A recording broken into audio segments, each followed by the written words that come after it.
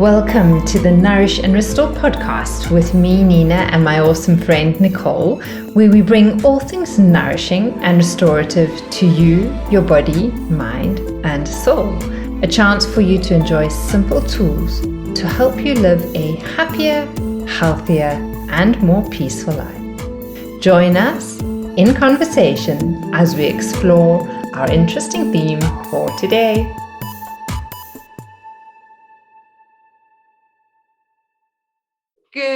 Good morning, my friend. How are you today? I am Nina Sachs from Nourish and Restore podcast, as you may know, and I'm here today with my awesome friend Nicole, Angelika, Panzer.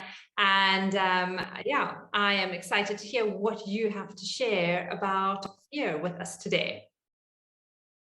Hi, everybody. Lovely to be back with you all. And after the amazing insights, tips, and tricks from Nina last week, I would like to add that fear, as we discussed in our previous talks in the intro and last week's talk with Nina, fear does come in so many different patterns and so many different sizes and so many different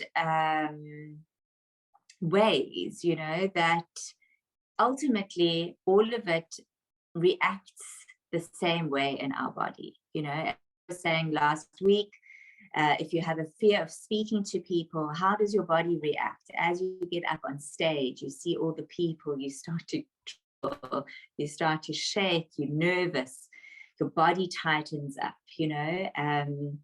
whether it's a fear of meeting new people, of going out or changing schools or starting a new job, whether it's a fear of being in the jungle at night because you got lost and now you need to find your way home.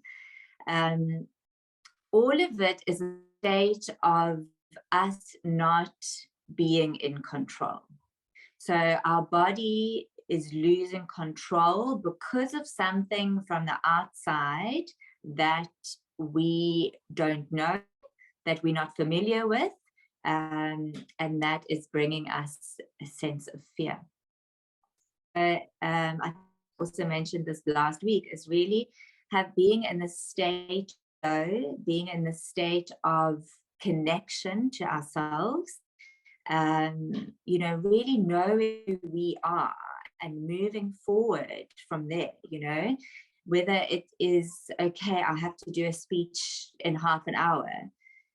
Sure. I mean, thinking about it now, I would also say, okay, wow, that's, I'm not one to speak in public. But knowing me, knowing the topic, knowing what I'm going into, gives me a sense of calmness. So when I connect within to myself, I know who I am, I know the person that I would like to present, or the kind of person that I would like to present, or be, and move forward from. So kind of really find that state of calmness within and groundedness and moving forward from there, I find really, really helps on a daily basis. Knowing that you are an amazing being, an amazing soul on this planet, your path of discovery on sharing your wisdom with people around you, whether you're doing it that Nina and I are doing it here, or other people are doing it in a public sense, or whether you are just doing it to your colleagues at work. We all have such a life inside of us. We just need to remember it, and we need to know where we come from. And then we can pretty much overcome anything in our life, Nina also mentioned last week that the opposite of fear is excitement. So yes, if you are starting a new job and you're scared of your boss and you're scared of your colleagues, be excited. Wow, I'm meeting another person that I can look up to, your boss maybe. And wow, I'm meeting a whole lot of new work colleagues. I mean, how awesome. And possibly, coming from different backgrounds and different cultures, and just bringing so much more light and value into your life. So by really being able to reassess the situation and being able to catch yourself maybe in the state of fear and saying, okay, yes, I am fearful because I've never traveled to India before. But wow, look at the different cultures, look at the different things I can do and the different food types I can try. So my tips are: ground yourself, connect with yourself. If you don't yet know who you are, then move into a practice of learning all about yourself, whether that practice is moving into Tai Chi, Qigong, yoga, meditation, even through art and music, you can learn about yourself. And then once you can connect to yourself and your inner wisdom and strength and guidance, being able to use those tools to move forward through the state of fear into, hopefully, and possibly into a state of enlightenment and experiencing the wonders that this world has to offer through different eyes. And tip 2 is to, I think I've just put all 2 of those in there, is to connect to yourself, to move in through excitement. And I suppose the third one is to just see the fear as a warning bell. Once again, it's just a warning bell saying, hang on a second, there's something on your periphery, there's something outside of you that is about to happen or busy happening that needs your attention. And it's interesting, I have to just tell a little story quickly, is that sometimes when things like this happen to me, I almost feel like I have an inbuilt robot inside of me that almost goes, okay, hang on, let's tune into this, reassess it, let's scan through it, let's see what the dangers are, if there are any outside dangers. And your body very quickly starts to assess the situation and very quickly starts to bring you ways of dealing with it.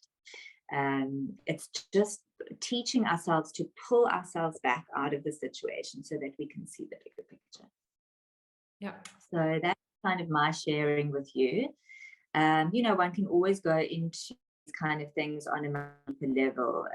Nina was also mentioning last week the fear of spiders, the fear of dogs. If you have those fears, I would always suggest for you to move into a visualization with yourself where you slowly see yourself coming closer to the animal, slowly visualizing yourself actually, not being in fear, but being in a state of peace in that environment.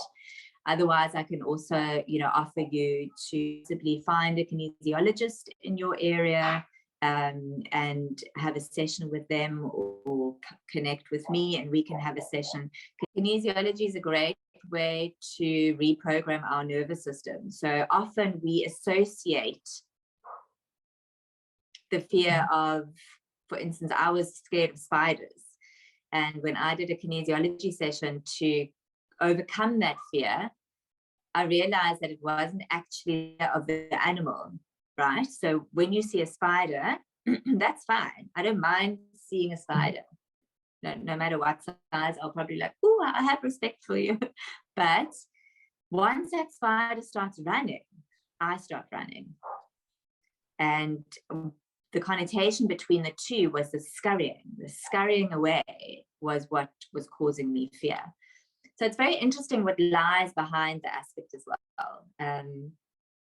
So there are always different ways for us to then dive a little bit deeper, if it's something that has a little bit of a deeper hook inside of it. So I hope those tips and tricks have helped you today. Let us know if anything has changed for you from trying out any suggestions. Said, more than welcome to contact both Nina and myself for deeper work at any time.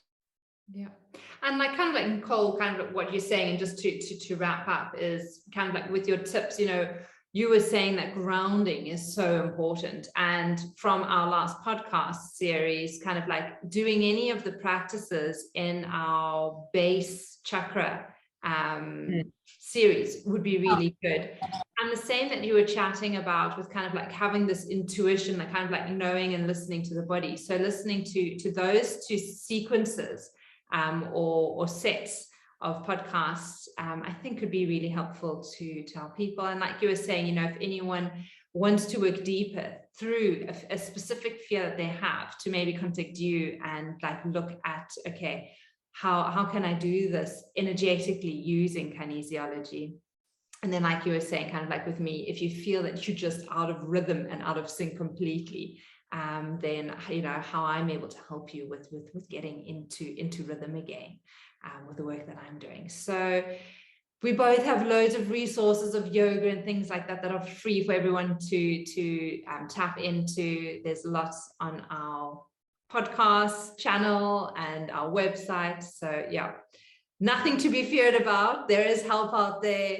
All you need to do is ask for it, and we can definitely guide you in the right direction, or you'll be able to find it with everything that we do offer. All right. So anything else you have to add to that? No, I think that, no, not at all. Just be open-minded, open-hearted, centered and grounded, and life will be beautifully presenting itself to you. Sending you all so much love. Namaste. Namaste. Have a nourishing day. Thank you for listening to Nourish and Restore podcasts today. To find out more about Nourish and Restore, visit our website or Facebook page, nourishandrestore.yoga. For more information on working with Nina Sachs, visit www.yogaa.co.za. And to work with me, Nicole Angelika Panzer, visit www.lov-me.com. Links will be in the show notes. We look forward to catching up with you next week. Namaste and have a nourishing